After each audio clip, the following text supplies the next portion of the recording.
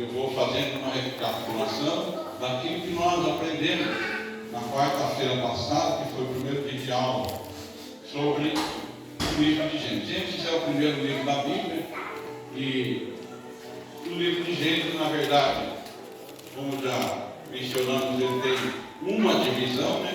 Tem gente que fala que é duas divisões, não é duas divisões. Uma divisão significa duas visões. Então o livro ele é dividido em duas partes. Amém? Essas duas partes são as principais partes, né? Então a primeira parte tem 4 principais histórias, a segunda parte tem mais 4 histórias. Né? Então o livro de Gênesis ao todo ele tem 8 histórias.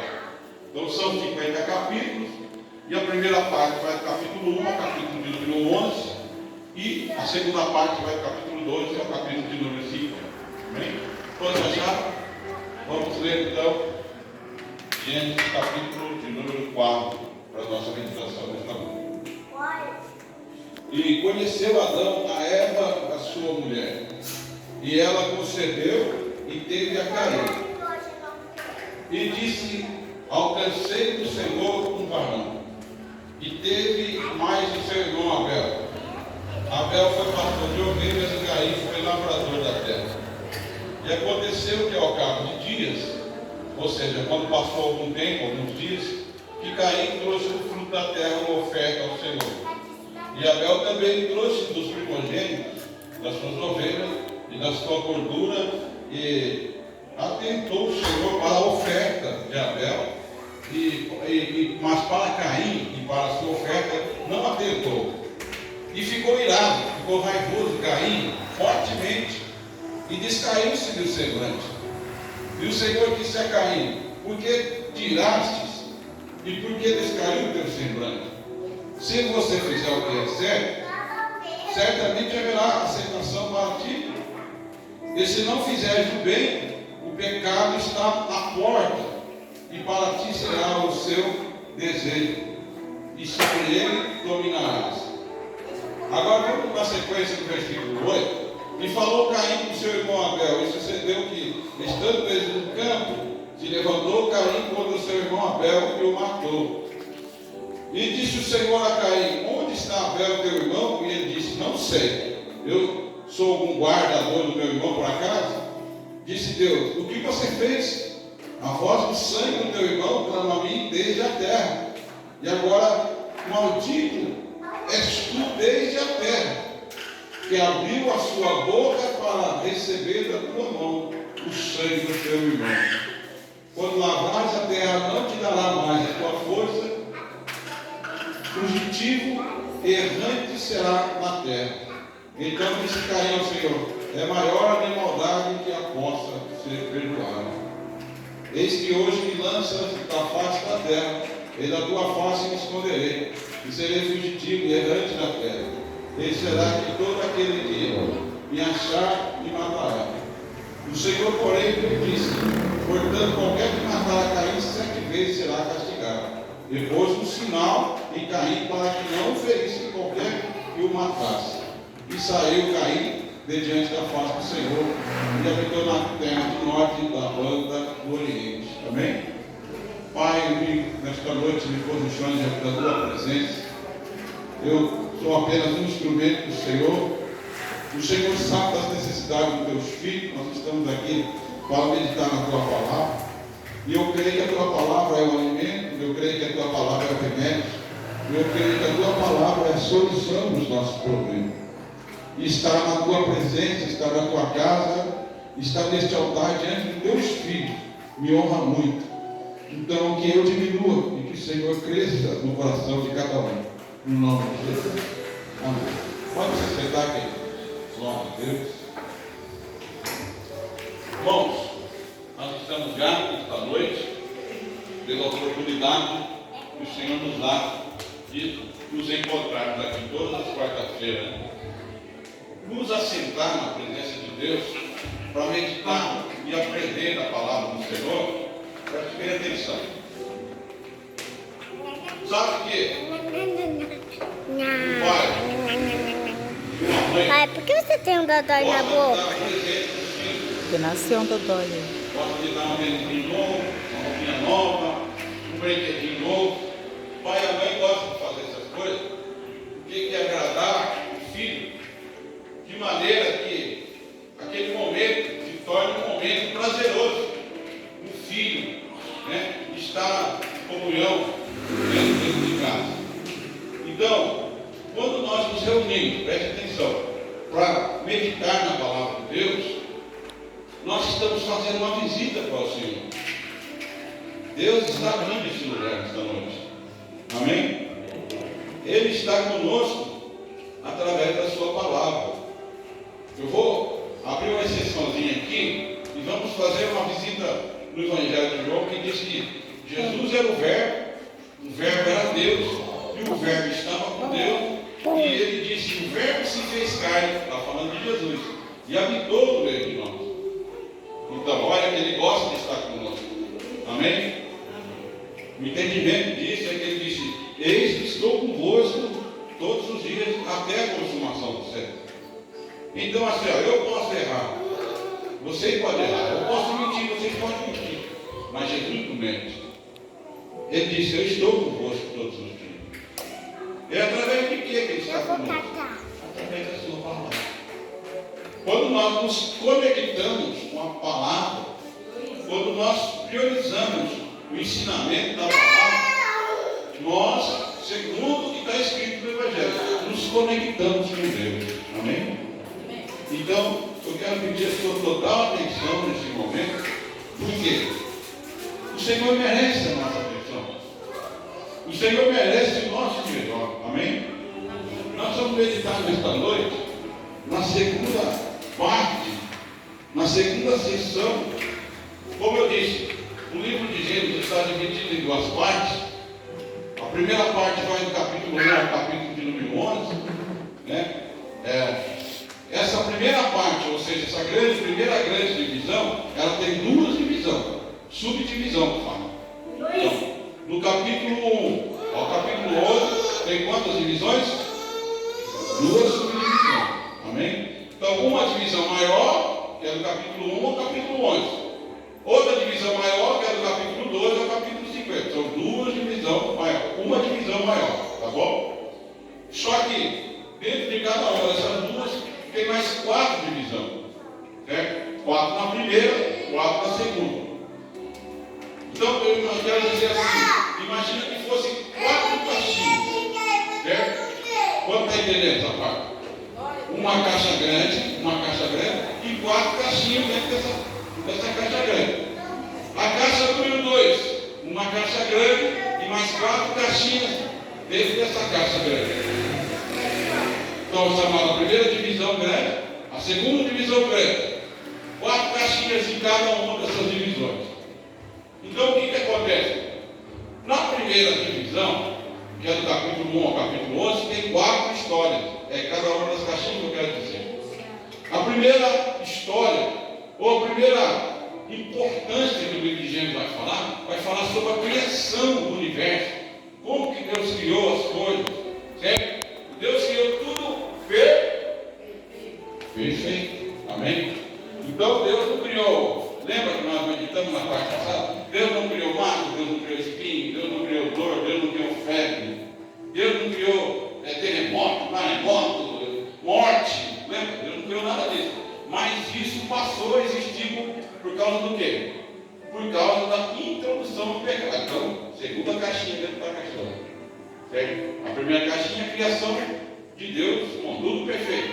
Segunda caixinha é o quê? A introdução do pecado no mundo.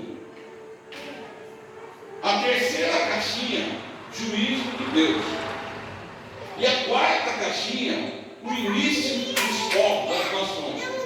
Então, são esses 4 principais assuntos que estão dentro da primeira divisão. Então, nós já meditamos na lição passada a criação do universo, perfeitamente como Deus fez, e da introdução do pecado no mundo. Certo? Quem estava aqui na parte passada? Eu gosto de fazer um primeiro resumo para os irmãos que estão vindo hoje, pegar mais ou menos o andar na carruagem. Então hoje nós vamos meditar na terceira e na quarta subdivisão, ou seja, na terceira e na quarta caixinha. Amém? E aí nós vamos terminar de olhar a caixa grande. Eu estou usando esse sentido porque é mais fácil, porque na verdade se fala lá, primeira divisão e 4 subdivisões. Aí a pessoa fica voando, né? Então vamos lá. Hoje nós vamos meditar na terceira caixinha e na quarta caixinha. Tá bom? Quando for na quarta-feira que vem, nós vamos para a segunda grande caixa. E lá tem mais 4 caixinhas. Tá bom? Amém? Está dando para entender bem, irmãos? Glória a Deus. Glória. Então hoje nós vamos meditar na caixinha de número 3 e de número 4 que está dentro da primeira grande caixinha. A terceira caixinha vai nos falar do juízo de Deus. Olha, para que existe juízo? Por que existe juízo? Porque houve necessidade do juízo. Por causa disso que nós lemos hoje. Capítulo 4 do livro de Gênesis vai falar dos efeitos colaterais do pecado, da introdução do pecado. Eu queria meio que imaginar como se fosse uma doença, que você coloca um frango com uma doença contagiosa no meio dos outros frangos. Aí você imagina aquilo ali, um vai contaminando o outro, e vai contaminando o outro, Então, a Bíblia fala em Romanos 3:23 que todos caíram, né? Nós todos fomos destituídos da graça de Deus. Por causa do pecado, todos fomos destituídos. Lembra que o homem era revestido de luz, lembra? E aí, quando ele pecou, aquela luz apagou, né? E foi isso que aconteceu. Então, Deus criou tudo perfeito. A primeira coisa que tinha que ser perfeita, principalmente essa coisa que não podia dar errado, é a família. Que a família é que mais expressa o reino de Deus aqui na terra, é a família. Lá no céu não é Pai, Filho, Espírito Santo. Então aqui é pai, mãe e filho. É a família e o diabo sabe disso.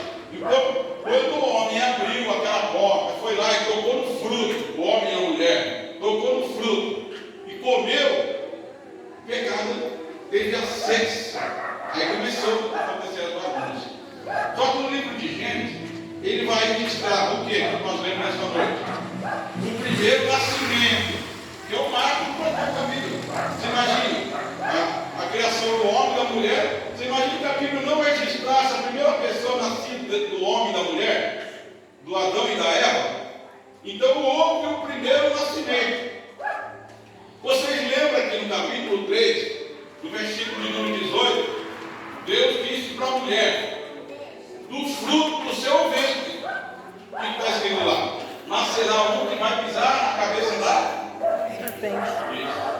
Gênesis 3:18. Do fruto do teu ventre vai nascer aquele que vai pisar. E o que Deus estava querendo dizer com isso?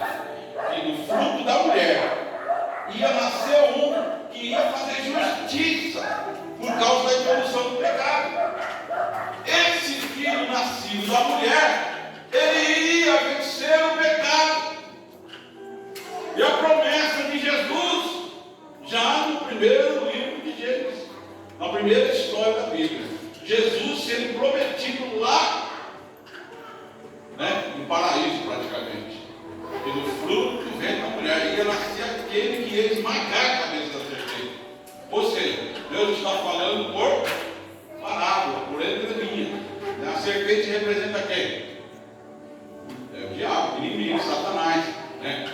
E o que ia nascer representa quem? Jesus. Amém? Amém. Então veja só, vou tirar esse fundo, porque eu tenho um pouco de dificuldade de fundo. Eu acho que a coisa fica muito sentimental. Glória a Deus. Glória a Deus. Isso. Aí fica aquela coisa assim, muito embora, eu não gosto. Então, veja só. A primeira promessa que Deus fez, né, para a mulher, é que aquele que iria nascer do fruto do ventre dela, iria esmagar o pecado, ia destruir o poder do pecado. Então, analisa comigo. O que é que ficou na mente da mulher? meu filho que vai nascer de mim é que vai pisar a cabeça da serpente, vai fazer vingança por nós, que o diabo enganou, eu comi do fruto porque a serpente enganou. Ela ficou com isso na cabeça. Isso é uma conjectura, eu imagino, certo? Então, quando ela engravidou, e o neném estava na barriga, imagina, esse aqui é o que vai pisar a cabeça da serpente. Entende? Não tinha noção ela de que Cristo viria 4.000 anos depois dessa promessa. Entende?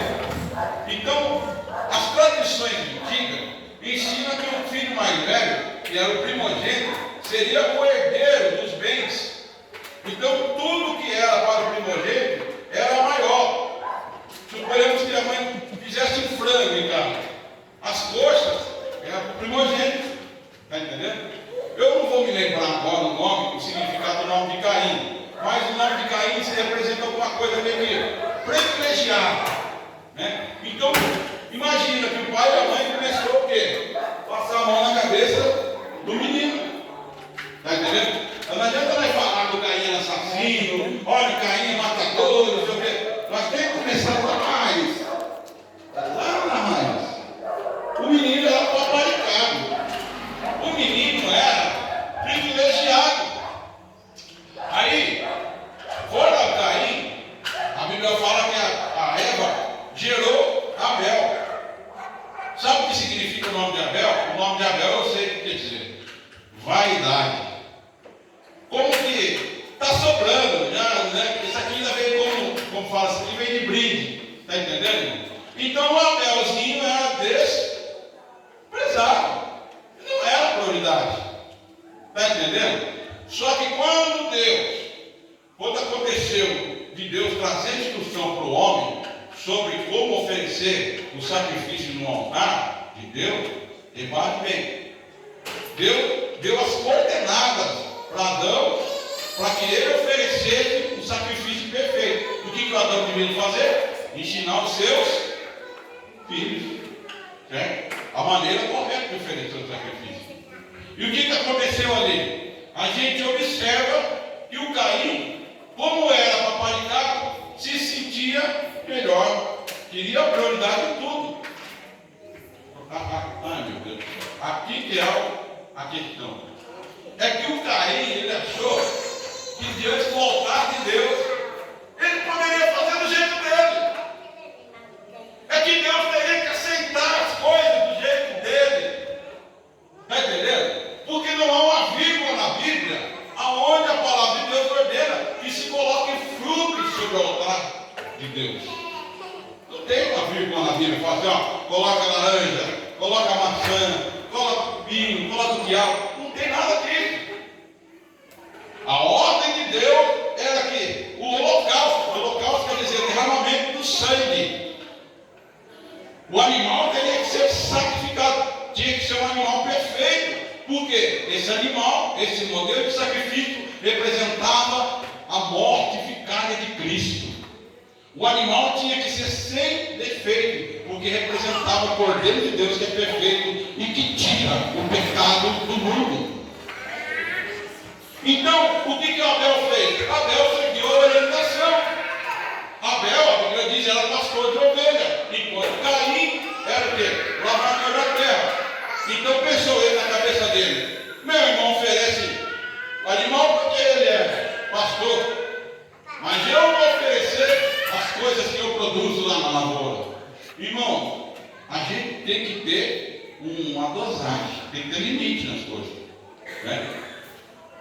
A gente tem uma natureza, mas na presença de Deus, a primeira coisa que eu e você temos que fazer é vestir as roupas que Deus dá. Eu não posso chegar na igreja e fazer as coisas da minha maneira.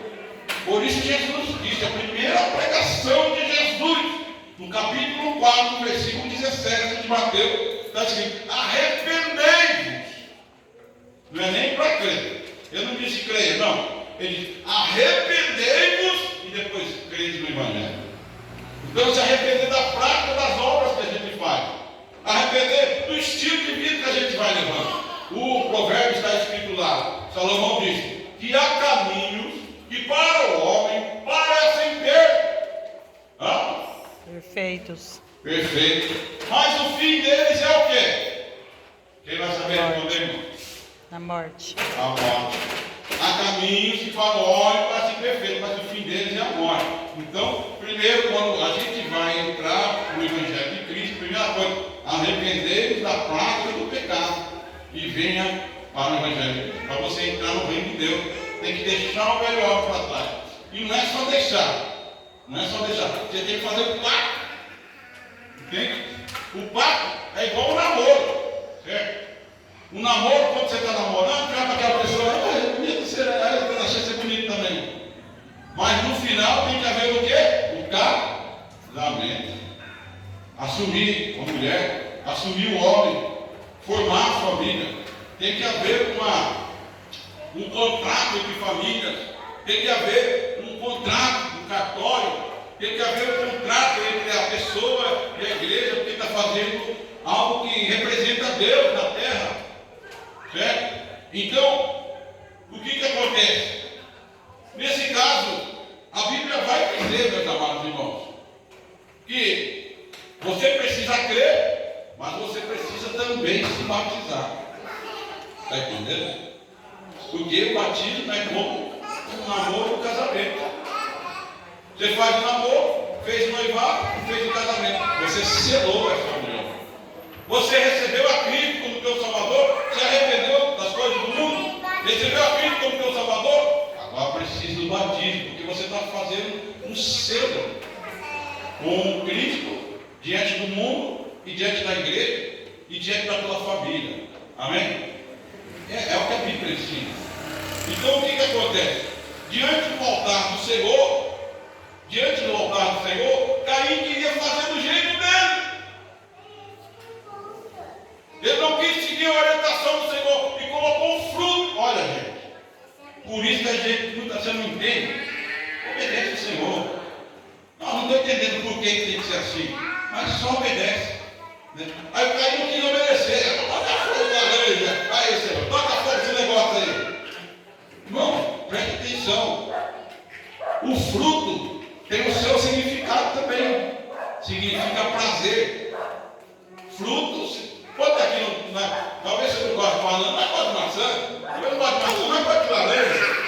O fruto, não gosta de laranja, você gosta de abacaxi. O fruto representa prazer. Toda vez que a gente coloca um fruto na boca, a gente sente aquele prazer. Lembra quando a minha mulher pecou? Foi por causa do... Está entendendo? Então o fruto representa prazer. Enquanto que o sacrifício, o derramamento de sangue, nos fala de dor. Nos fala de horror, nos fala de ficar impactado, nos fala de coisas que eu não gostaria de fazer.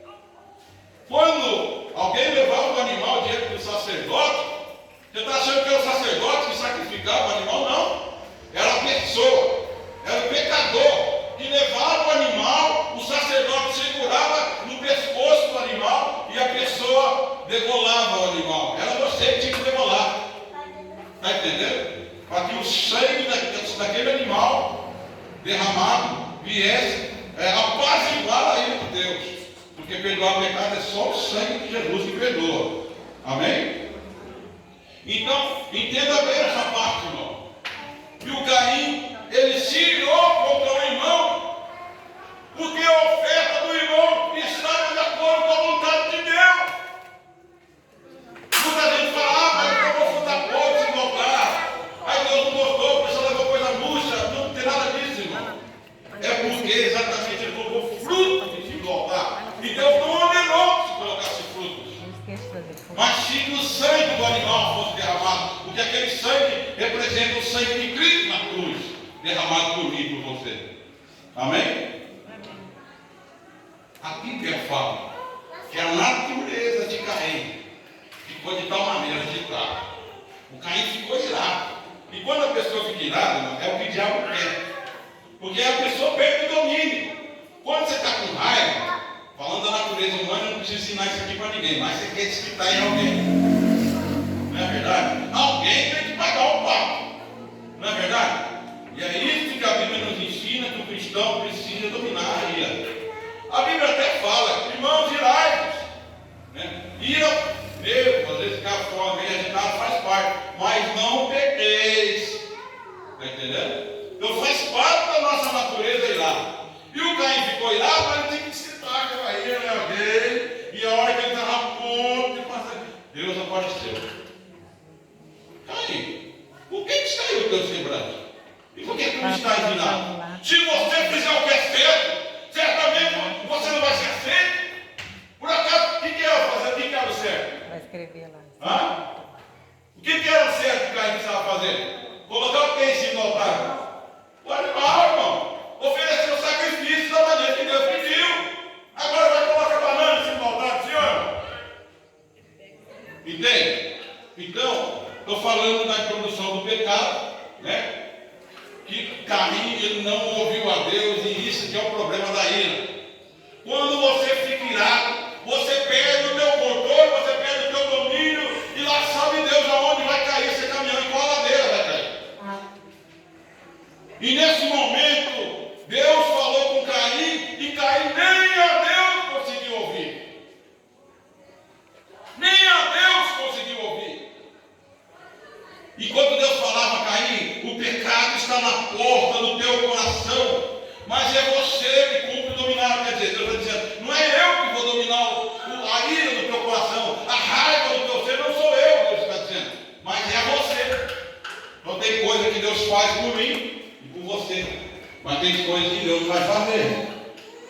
Então preste bem atenção nesse ponto. Caim, ele ficou cego, não ouviu a voz de Deus, e a Bíblia fala que ele derramou sangue precioso do seu irmão sobre o pó da terra. E agora tem outra coisa, entrou o espírito nele, né, da mentira. Porque Deus perguntou, onde está o teu irmão? Agora sabendo onde está o meu irmão? Por acaso eu sou uma empregada que cuida do meu irmão? Eu não sei onde está o meu irmão. E Deus disse para ele, Caim, o que feriste o teu irmão, porque o sangue dele clama muito da terra. O sangue do irmão clamava da terra. E ele disse, não, é tão grande o meu castigo, disse Caim, que não posso suportar. Qualquer um que me encontrar vai me matar. Então, ali houve um remorso, não arrependimento. Porque o remorso vem depois de praticado. O arrependimento vem antes. Está entendendo? E antes de você cometer algo, antes de você praticar algo, se você mudar o teu rumo, então você se arrependeu. Mas depois que você praticou aquela coisa, aí isso não chama arrependimento, chama remorso. Amém? Aí o Caim fez o quê? E agora qualquer um que me encontrar vai me matar. Deus falou, não é qualquer um que vai te matar, não. Colocou um sinal nele que não dá para saber o que é. Mas que ninguém que o encontrasse o matasse. Amém? Nem depois de ele ter feito o crime, Deus queria que Caim morresse. Amém? Só que ele foi, aqui que ele, nosso estudo de hoje, a lição de hoje. E ele foi e habitou na terra. E naquela terra, chamada Nod, significa aqueles que se distanciam da vontade de Deus. Então veja só, agora, irmãos, a Bíblia fala depois, você vai ler mais na frente, que Adão e Eva tiveram outro filho, colocou o nome dele Sete, e esse Sete começou o quê? A invocar a Deus. Só que os que são da tribo de Caim, do lado de Caim, eles estão cada vez mais distanciados de Deus. Eles estão cada vez mais se distanciando de Deus. E os que são filhos de Sete estão invocando e adorando a Deus. Isso, a terceira caixinha que nós vamos estudar hoje, é sobre o juízo de Deus na terra. Por quê? Não há como evitar o pecado e a adoração e a santidade juntos. Sabe o que começou a fazer? A Bíblia fala que isso começou muita morte na terra. Pessoa mata. Eu vou falar novidade para vocês. Todos vocês aqui sabem. Tem gente matando gente por aí como se mata barata.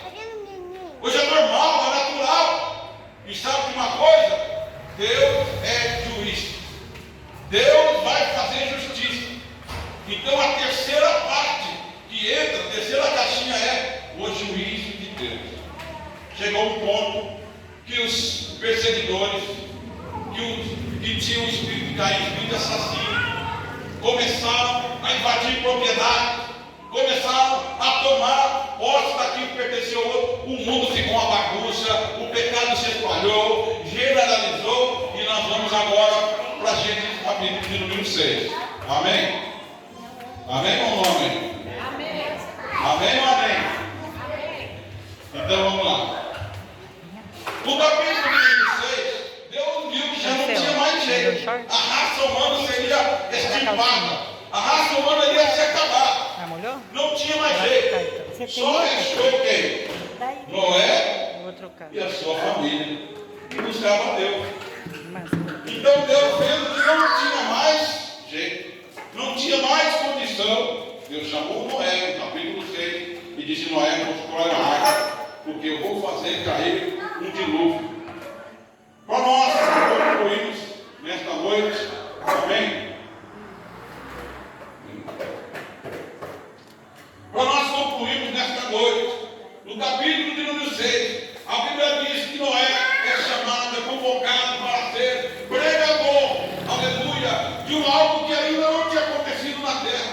A Bíblia dizia que não havia chuva sobre a terra, apenas uma neblina que pairava sobre a terra, uma cerração, e que regava toda a terra.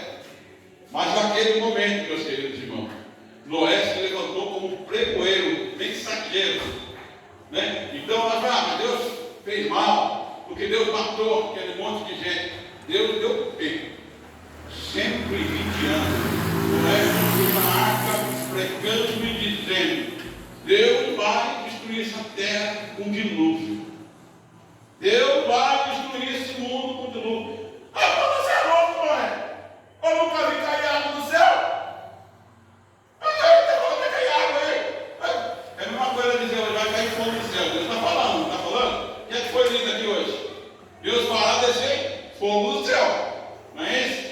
Aí a Bíblia vai falar o quê? Que o nosso corpo precisa ser transformado como o corpo de anjo, porque nem o nosso corpo consegue suportar. Então veja só, o fogo vai vir. Aí nós estamos dizendo, o fogo vai vir. Mas naquele tempo ela dizia: a água vai descer do céu. E no capítulo de número 6, a Bíblia fala que o tempo começou a mudar. As nuvens começaram a ficar pesadas, carregadas. Aleluia. E Noé entrou na água com aqueles animais. Eu não vou aqui repetir ali o texto, porque é muito conhecido. Mas Noé estava dentro da arca, e a Bíblia fala que o anjo veio em céu, a porta do lado de fora, e quem está do lado de dentro não consegue sair, e quem está do lado de fora não consegue entrar. E aí é o período que a Bíblia fala, o período do tempo da porta da graça. Nesse período, o Espírito Santo não vai convencer mais ninguém de pecado, porque aqueles que estão em Cristo, a Bíblia fala: aquele que seja santo, santifique-se mais ainda. Aqueles que são imundos, seja mais imundo ainda. Mas eis que cedo veio, e comigo está o meu galardão, para dar a cada um conforme as suas obras. Chegará um período, irmãos, e a Bíblia fala de um número de salvos. Vai chegar um momento em que o último vai levantar a mão e vai dizer: eu quero Jesus como meu Salvador. E quando essa última pessoa, nós não sabemos quando é, quando essa última pessoa receber a Cristo como teu Salvador, acabou, completou o número do salvo. Quem está do lado de fora não entra, quem está do lado de dentro não sai mais. Está selado. Está entendendo, querido? Nós não sabemos quando vai ser. Então a Bíblia está dizendo: enquanto a porta da salvação ainda aberta está, o profeta entrar, não custa nada. Se você já tem fé no Senhor Jesus, só basta dizer: eu quero receber a Cristo como meu Salvador. Porque hoje pode ser, não estou dizendo que todos aqui, não sei, a vida de cada um, certo? Mas hoje pode parecer uma brincadeira para você, pode parecer um teatro, pode parecer uma coisa assim, que a igreja está forçando alguma coisa, coisa e tal. Mas preste bem atenção: essa brincadeirinha pode salvar a tua vida. Essa decisão pode mudar um não naquele dia. Bendita a hora, eu vou dizer, aquele dia que levantei a minha mão e recebi a Cristo como meu Salvador. É juízo de Deus. Já não é mais misericórdia. O tempo da misericórdia, que é chamado o tempo da graça, é passado. E agora o Senhor vai entrar em juízo com toda a carne. Jesus vai entrar em juízo com cada ser humano, aleluia, e Ele vem para dar a cada um conforme as suas obras. Se a tua obra que você fez foi confessar a Cristo como teu Salvador, não haverá condenação, porque está escrito que aqueles que estão em Cristo, nenhuma condenação há para os que estão em Cristo Jesus, que não anda segundo a carne, mas segundo o Espírito. Não há mais condenação. Aleluia, Jesus. Mas aqueles que não entregarão a sua vida, porque haverá uma parcela gigantesca da humanidade. Leia Apocalipse capítulo 1, versículo 7. Haverá uma parcela gigantesca da humanidade. E a Bíblia fala que naquele dia se arrependerão, se lamentarão certamente sobre ele. Amém.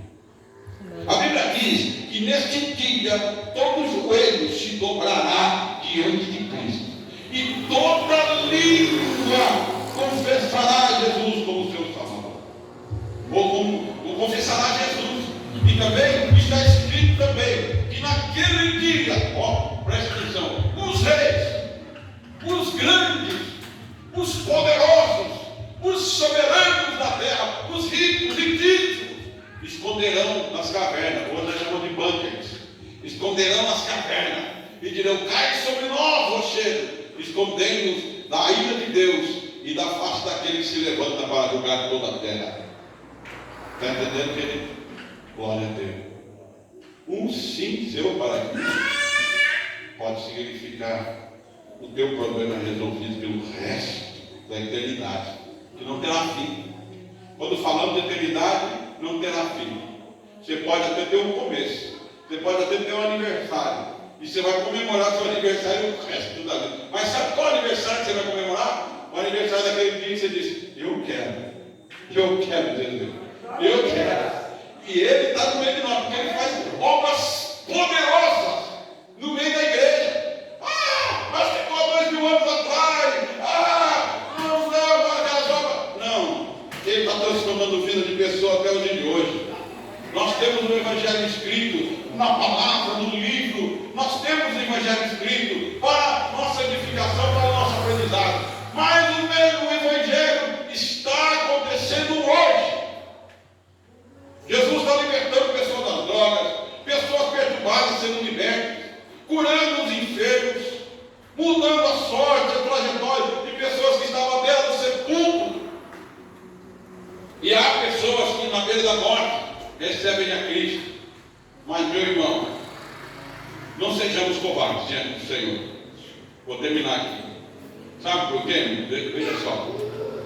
Eu já levantei a mão para o Ronaldinho, já levantei a mão para quem? Para Ayrton Senna, para esses vultos que tem por aí, não é? O Pelé. Agora, quando é para receber a Cristo, a pessoa fica: mas se aceitar Jesus, não pode pegar. Meu irmão, quem é que não tem pecado? Nós não somos salvos pela nossa justiça própria, não. Não é pela nossa roupa espiritual falando. Nós somos salvos pela justiça de Cristo.